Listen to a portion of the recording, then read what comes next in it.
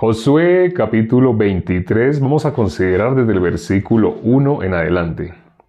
Aconteció muchos días después que Jehová diera reposo a Israel de todos sus enemigos alrededor, que Josué, siendo ya viejo y avanzado en años, llamó a todo Israel, a sus ancianos, sus príncipes, sus jueces y sus oficiales, y les dijo: Yo ya soy viejo y avanzado en años, y vosotros habéis visto todo lo que Jehová vuestro Dios ha hecho con todas estas naciones por vuestra causa, porque Jehová vuestro Dios es quien ha peleado por vosotros. He aquí, os he repartido por suerte en herencia para vuestras tribus estas naciones, así las destruidas como las que quedan, desde el Jordán hasta el mar grande, hacia donde se pone el sol. Y Jehová vuestro Dios las echará de delante de vosotros y las arrojará de vuestra presencia, y vosotros poseeréis sus tierras como Jehová vuestro Dios os ha dicho. Esforzaos pues mucho en guardar y hacer todo lo que está escrito en el libro de la ley de Moisés, sin apartarlos de ellos ni a diestra ni a siniestra, para que no os mezcléis con estas naciones que han quedado con vosotros, ni hagáis mención, ni juréis por el nombre de sus dioses, ni les sirváis, ni os inclinéis a ellos. Mas a Jehová vuestro Dios seguiréis como habéis hecho hasta hoy.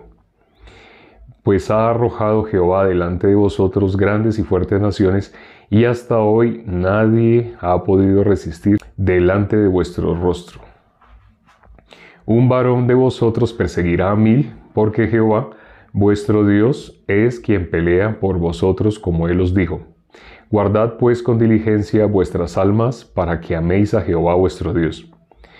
Porque si os apartareis y os uniereis a lo que resta de estas naciones que han quedado con vosotros, y si concertareis con ellas matrimonios mezclándoos con ellas, y ellas con vosotros, sabed que Jehová vuestro Dios no arrojará más a estas naciones delante de vosotros, sino que os serán por lazo, por tropiezo, por azote para vuestros costados y por espinos para vuestros ojos, hasta que perezcáis de esta buena tierra que Jehová vuestro Dios os ha dado.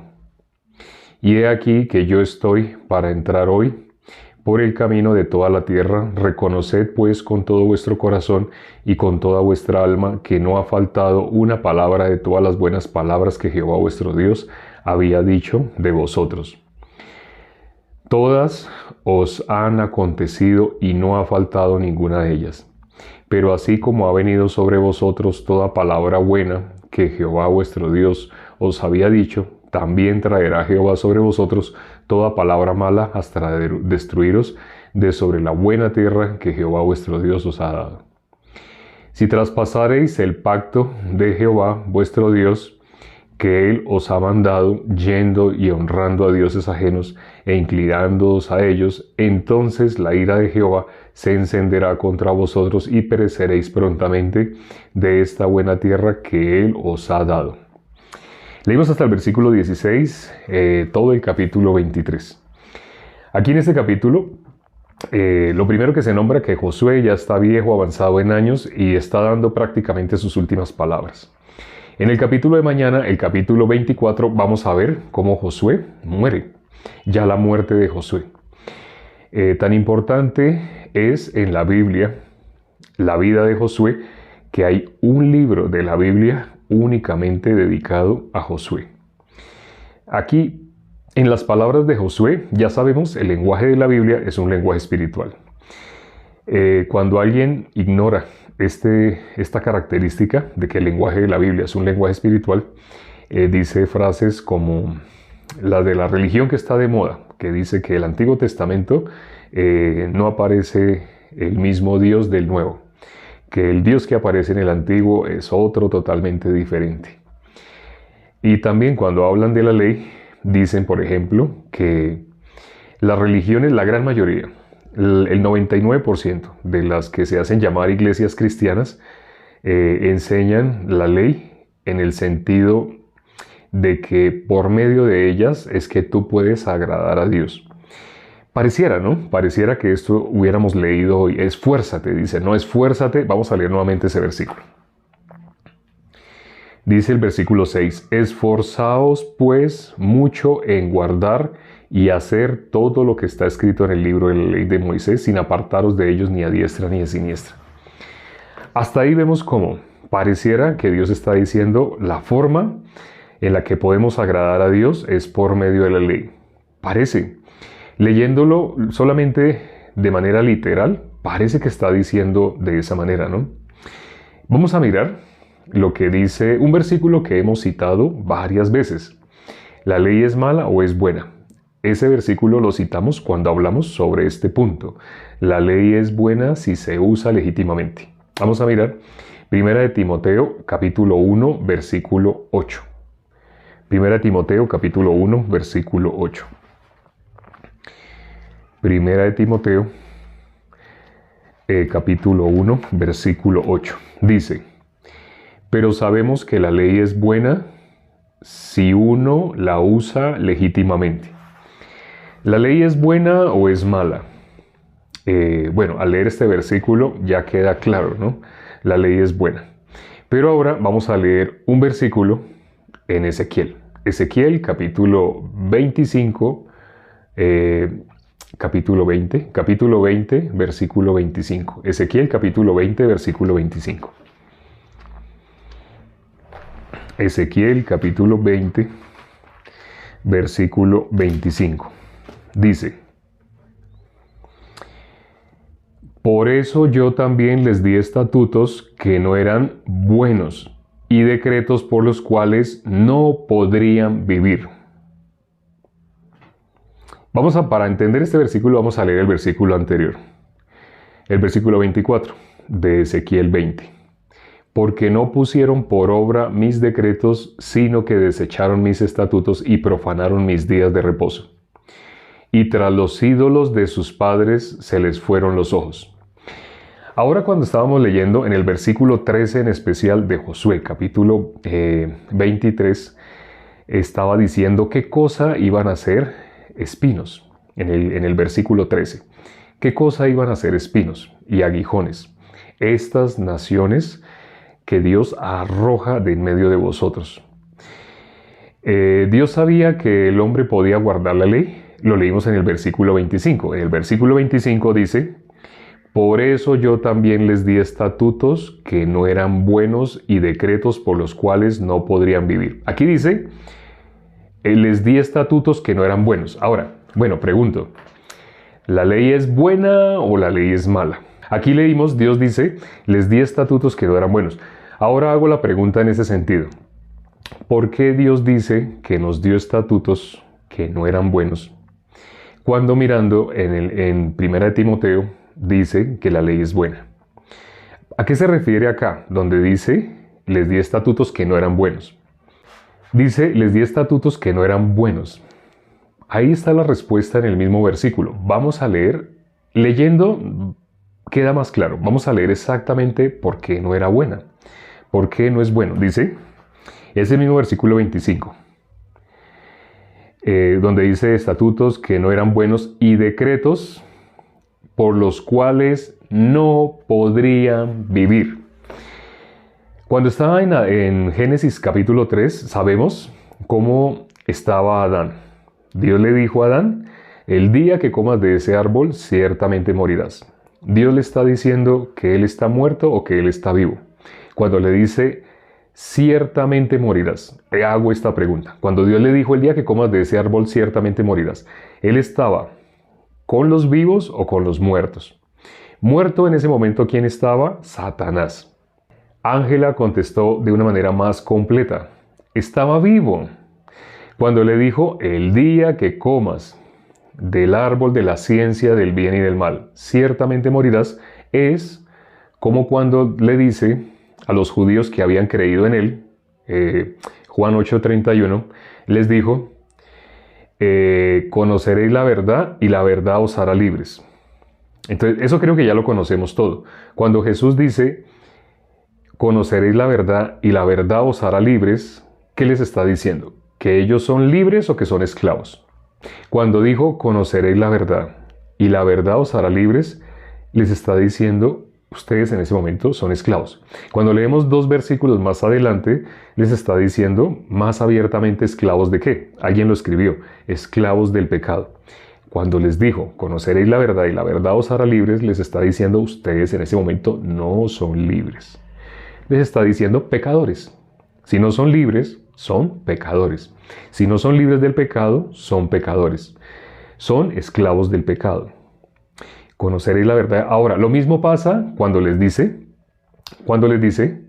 el día a Adán, a toda la humanidad. En Adán dijo, el día que comas del árbol de la ciencia del bien y del mal, ciertamente morirás. Le está diciendo que está vivo. ¿Dónde estaba Adán? Estaba con Dios. Era a imagen de Dios. Era uno solo con Dios. No estaba el obstáculo. Ayer graficamos el obstáculo. Había un obstáculo. El obstáculo que hay para que el hombre esté unido con Dios es el pecado. Pero cuando Dios le dice, el día que comas del árbol de la ciencia del bien y del mal, ese día va a pasarte algo. Ese día vas a morir. Está diciendo, ese día, ese obstáculo va a aparecer. El pecado se va a interponer entre tú y yo. Pero cuando le dijo eso, en ese momento, ¿cómo estaba Adán con Dios? El día que comas del árbol de la ciencia del bien y del mal, ese día, ciertamente morirás. Se iba a generar una separación entre Dios y Adán, porque no estaba separado. Dios y Adán, en ese momento, Adán era a imagen de Dios. En la Biblia, en el Nuevo Testamento, se habla de Adán como se habla del postrer Adán, nuestro Señor Jesucristo. Se habla del primer Adán y del postrer Adán. ¿Por qué se habla así de nuestro Señor Jesucristo comparándolo con Adán? Porque Adán estaba a imagen de Dios. Después esa imagen se perdió. El día que él comió del árbol de la ciencia del bien y del mal, esa imagen se perdió. En nuestro Señor Jesucristo, esa imagen se volvió a recuperar. Adán estaba así, pero lo perdió. Nuestro Señor Jesucristo cogió a toda la humanidad y la reconcilió nuevamente con Dios. Lo que en Adán se separó, en nuestro Señor Jesucristo se unió. Por eso se habla de Adán y del postrer Adán. Se habla de nuestro Señor Jesucristo como otro Adán. ¿Por qué se compara con otro Adán a nuestro Señor Jesucristo? Porque en Adán la humanidad todavía estaba unida con Dios hasta que comimos el árbol de la ciencia del bien y el mal. Parece que fuera Adán comió. ¿Y por qué dije comimos? Des en cuenta cómo vive el común de las personas. La gran mayoría de las personas, ¿cómo se va a expresar? Se expresan sabiendo qué es lo que está bien y qué es lo que está mal hacer para ellos agradar a Dios. ¿Necesitan los estatutos, la ley? ¿Necesitan la palabra de Dios? No. ¿Necesitan los mandamientos de Dios? No, no necesitan nada. ¿Por qué? Porque ellos ya saben que si ellos, no sé, dan comida, que si se levantan un día a la semana y cada uno pone el salario de un día de su trabajo para comprar comida y comprar ropa, que si hacen eso y lo llevan a indigentes o a orfanatos o a personas que tienen problemas mentales, así, ¿cómo se siente el corazón de la persona? ¿Se siente que hizo mal o que hizo bien? Se siente que está haciendo muy bien. Incluso hay personas que hacen así, lo tienen como una regla, ponen un día de su salario semanal. De los 6 días que trabajan de la semana, algunos de los 7 días que trabajan, ponen un día de su salario para comprar ropa, comida, para llevarle a personas. ¿Se sienten mal? ¿Se sienten bien? Y cuando vamos a mirar, ¿de qué religión eres? No, yo soy de la religión 385, otro de la religión 723. O sea, son de diferentes religiones, diferentes ideologías, pero lo que al ser humano le interesa es yo me sienta bien. Desde que yo me sienta bien, no importa si me juzgan, si me miran, así piensa el ser humano. Porque el ser humano vive por la ciencia del bien y del mal. Por eso la palabra que más se usa donde no se enseña el evangelio es siente. Ya sabemos que por medio de hipnosis, de sugestión hipnótica y de programación neurolingüística, se puede hacer que una persona experimente sensaciones.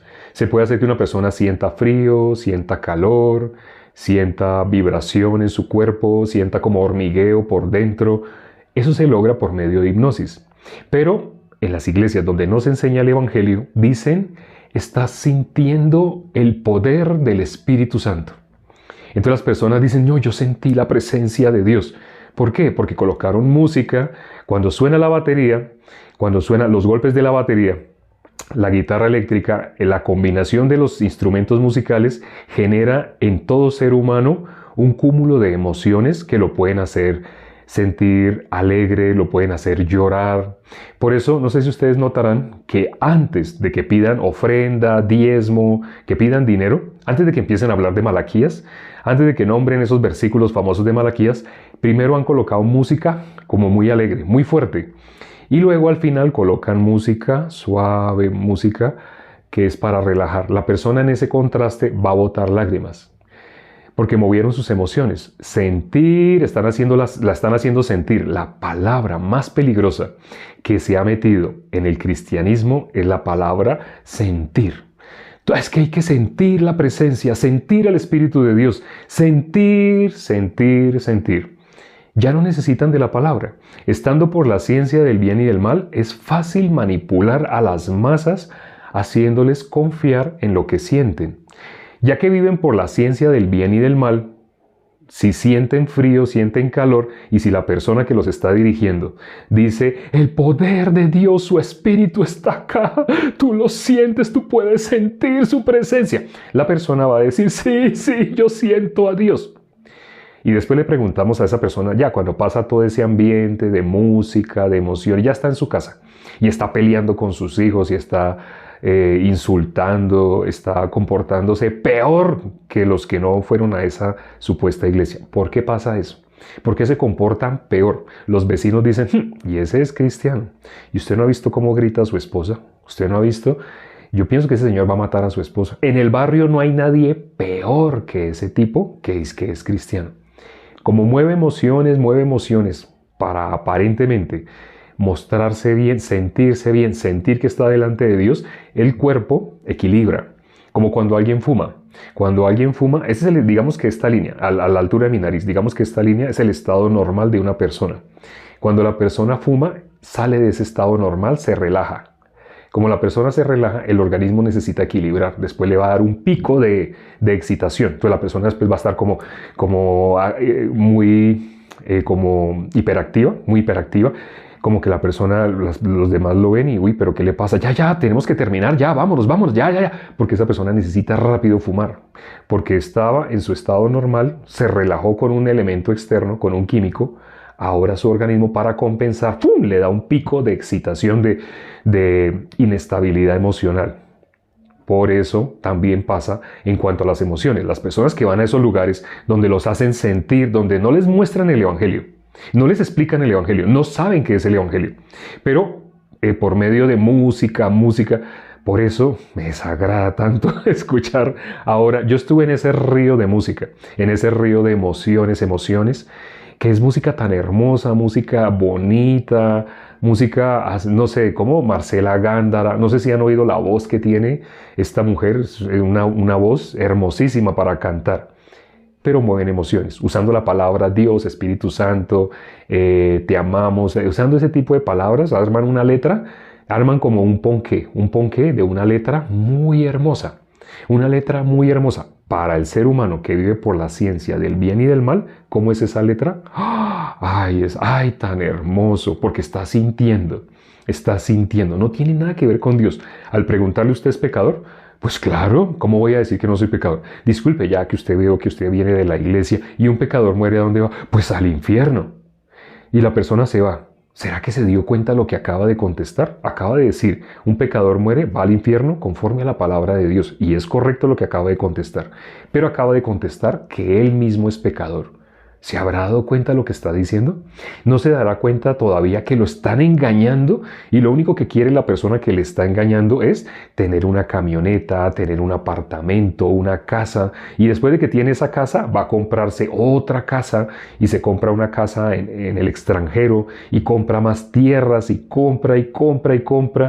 No se puede servir a dos señores. ¿Se sirve a Dios o se sirve a las riquezas?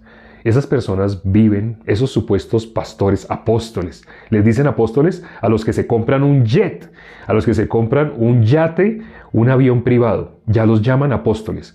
¿Qué característica tienen los que se conocen como apóstoles de esta época? Tienen un yate, tienen, digamos, alguno viva en Guatemala. Ese pastor, ese apóstol de Guatemala tiene un yate, tiene avión privado y tiene casa en Miami, tiene casa en Zurich, tiene casa en, no sé, en España, en Barcelona. Tiene. ¿Él será que piensa? ¿Será que no piensa que él va a tener que dejar este cuerpo? No lo piensa. Por eso la palabra dice: les di estatutos que no eran buenos. ¿Por qué lo dice? Ya algunos se dieron cuenta, lo leímos. ¿Por qué no eran buenos? Vuelvo y hago la pregunta. Ahora que ya leímos, ¿por qué no eran buenos? ¿Por qué fueron estatutos que no eran buenos? Dice, les di estatutos que no eran buenos. Porque no se podía vivir por ellos, efectivamente.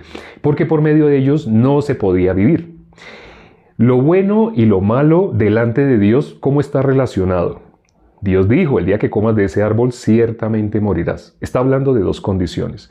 La condición en la que él se encontraba con Dios y la condición separado de Dios. Vida, muerte. ¿Está con Dios o está separado de Dios? Cuando le hizo la pregunta a Adán, ¿dónde estás tú? No le está diciendo humanamente. Esa pregunta, ¿cómo la interpreta el ser humano? ¿Cómo la interpreta el cerebro humano? Como si Dios no supiera dónde está. Como si Dios estuviera diciendo, Adán, ¿se encuentra por acá Adán? Adán, si me escucha, por favor, Adán, diga presente o aquí estoy, diga algo. Adán, ¿dónde está? En ese sentido, nosotros pensamos que Dios le estaba preguntando humanamente, pero no. Hay dos estados. ¿Cuál es lo bueno? ¿Qué es lo bueno? ¿Qué es lo malo? ¿Está en la vida o está en la muerte? Les di estatutos por los cuales no podían vivir. Estaban muertos. Esos estatutos no los podían reconciliar con la vida. Pero la ley, 1 Timoteo, capítulo 1, versículo 8, ¿qué dice? Ya lo leímos hoy. 1 Timoteo, capítulo 1, versículo 8. La ley es buena si se usa legítimamente. ¿Cuál es la finalidad de la ley? Que toda boca se cierre, que todo el mundo quede bajo el juicio de Dios. Cuando una persona queda en esa condición, queda como el medio muerto. Al quedar como el medio muerto, esa persona, ¿qué va a pasar con esa persona? Va a poder recibir la vida. La ley tiene la función de llevarnos delante de nuestro Señor Jesucristo. La mujer sorprendida en adulterio, sí, experimentó una situación muy traumática, muy dolorosa, pero a diferencia de todos los que estaban ahí que no experimentaron situación traumática dolorosa, todos los que estaban en esa escena y que solamente la querían apedrear a ella, ellos solamente estaban furiosos, eran religiosos que estaban furiosos. Ellos siguieron exactamente destituidos de la gloria de Dios. Estaban destituidos, llegaron, se acercaron a Jesús y se fueron de Jesús todavía destituidos. Pero la ley llevó a esta mujer. Parece que fueran ellos, parece que fueran los fariseos los que llevaron a esta mujer delante de Jesús. Fue la ley. Si la ley no dijera, no adulterarás, ellos no la habrían llevado para matarla. Ella experimentó una situación de estrés muy fuerte, una situación en la cual ella lo único que tenía delante era la muerte. La ley la llevó delante de nuestro Señor Jesucristo y en la condición que ella quedó, por la ley fue muerta. Ella en su corazón ya no tenía otro camino, solamente tenía la muerte. Cuando una persona queda en esta condición, nuestro Señor Jesucristo nos explicó cómo alguien puede pasar de muerte a vida. En la parábola de Lucas, capítulo 10, versículo 25 en adelante.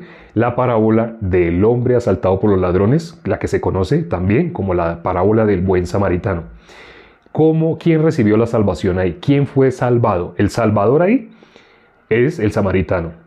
Y el que fue salvado es el hombre que estaba medio muerto. Ese hombre que quedó en la condición de muerto. No podía hacer nada, como la mujer sorprendida en adulterio, ya no podía hacer nada. La ley le mató. Por eso dice, la ley es buena si se usa legítimamente. ¿Cuándo no se usa legítimamente? Cuando las personas creen que esforzándose por no decir mentiras, esforzándose por no codiciar. No estoy diciendo ahora que hagan lo contrario, no, porque alguien podría malinterpretarlo, no.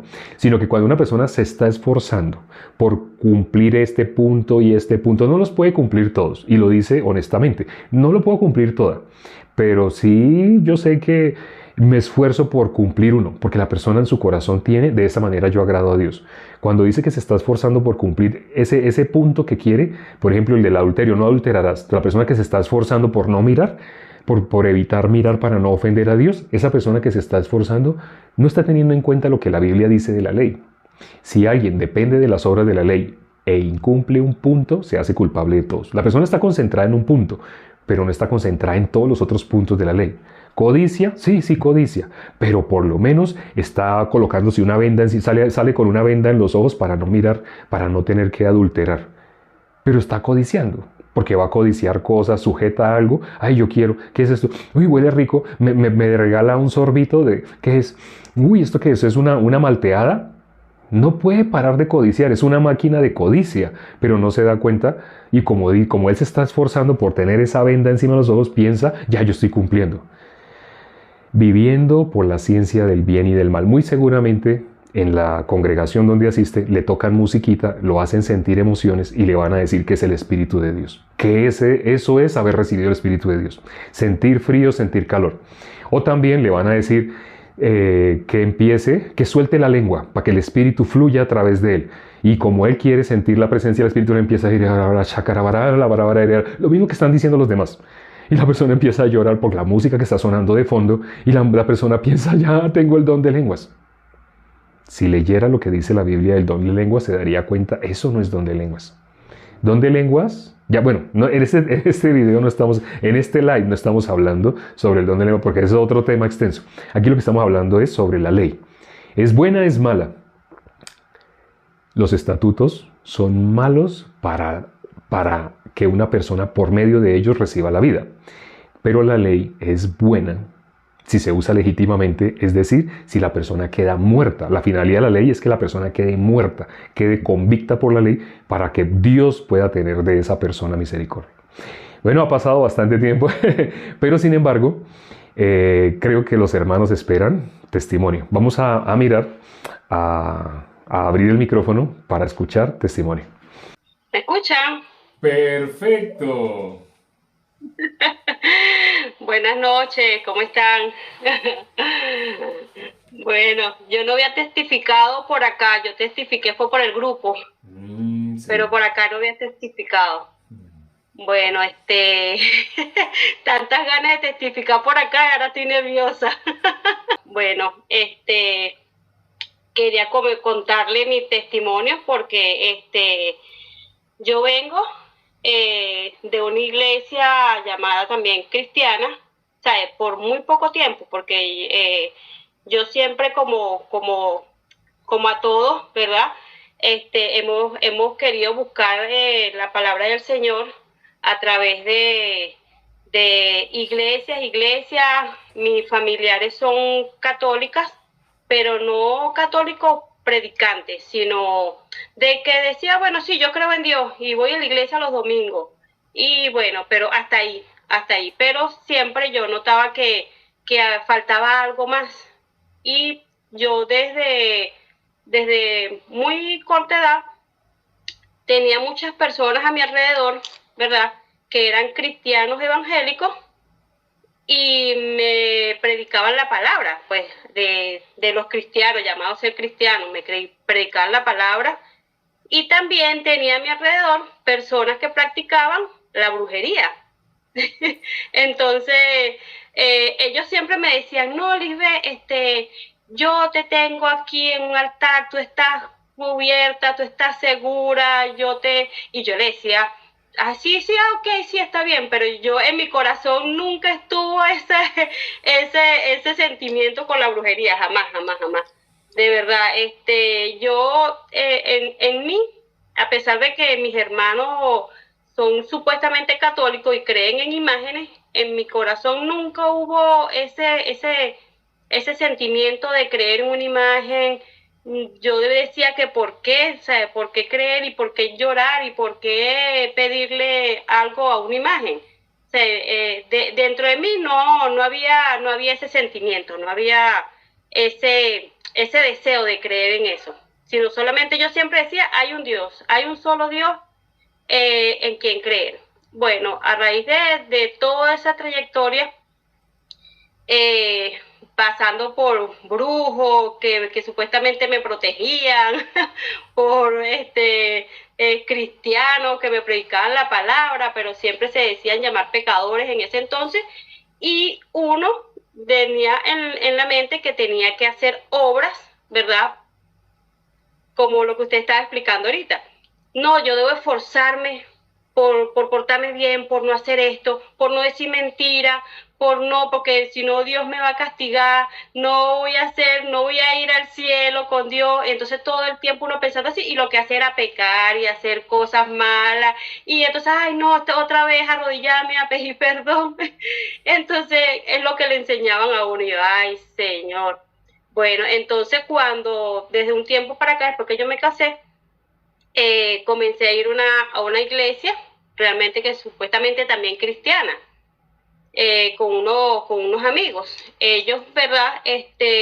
Igual me predicaban la palabra, yo seguí yendo más constante a la iglesia. Bueno, entonces como me quedaba lejos, yo iba cuando podía, un domingo o así, entonces a veces no podía, ellos venían para mi casa y me predicaban acá en mi casa la palabra. Entonces me decían, busca una iglesia cerca de tu casa para que te congregues. Y yo, bueno, yo buscando, y encontré una cerquita de mi casa. Cuando voy, siempre iba con mi Biblia. Cuando yo voy, empieza la musiquita y la bailadera, y como dice usted, esa emoción que hasta yo lloré porque yo sentía algo dentro de mí, y yo lloraba con las canciones y con la música, que supuestamente las alabanzas, y yo, Señor, ¿qué es esto que tengo? Y seguía llorando, y veía a los demás que se tiraban al piso. Bueno, entonces cuando llegó el pastor a predicar, yo voy a sacar mi Biblia, y yo veo que nadie tiene Biblia, y me dio pena. Y decía, yo soy la única que tengo Biblia. Y yo llegué y guardé mi Biblia en la cartera y no la saqué. Y él empezó a predicar, porque como por pena, nadie tiene Biblia, sino solamente yo. Y yo, entonces, oye, llegué y la guardé.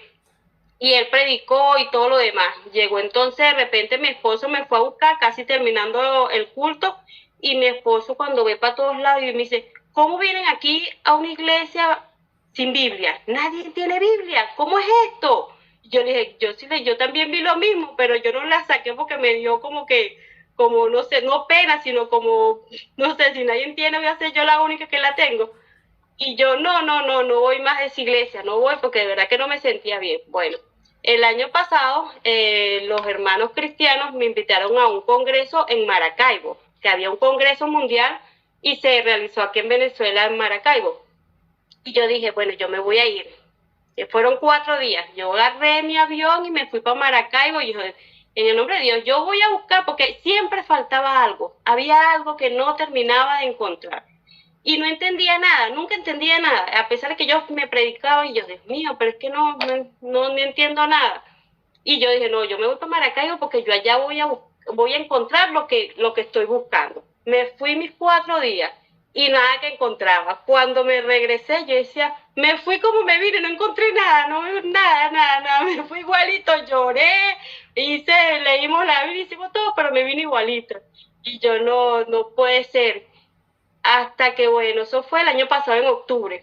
Desde ese entonces que yo vine de Maracaibo, en septiembre, lo encuentro usted, yo buscando, porque yo seguía a otros pastores, de verdad, de cristianos, y yo buscándolo por TikTok a ver qué decía, para seguir escuchando la palabra. Y de repente me encuentro con Matusalén. Y yo, es justamente el video que dice, si no quieres ver este video, dale para arriba, no lo veas, si no quieres escuchar la palabra, la verdad. Y yo, ¿cómo que la verdad? No, yo lo voy a ver, porque yo quiero escuchar cuál es la verdad. Y me quedé escuchando, y después, no, que cuando lo di a seguir, están todo lo de la verdad y lo de los salmos. Y me puse a escucharlo cada día, y dije, Señor, esto es totalmente diferente a lo que yo había venido experimentando durante todos mis años, pero Dios santo. Y bueno, empecé entonces a seguirlo en los en vivo. Y cuando decía la salvación, el perdón de los pecados, Dios mío, a mí nunca me habían dicho que yo siempre me consideraba pecadora, yo era pecadora. yo siempre tenía que esforzarme por no cometer pecado. Y yo le decía, Señor, yo voy a dejar de hacer esto para que tú me ayudes acá con una situación. Y nunca sucedía nada. Y yo, no, es que totalmente diferente. Entonces empecé a estudiar.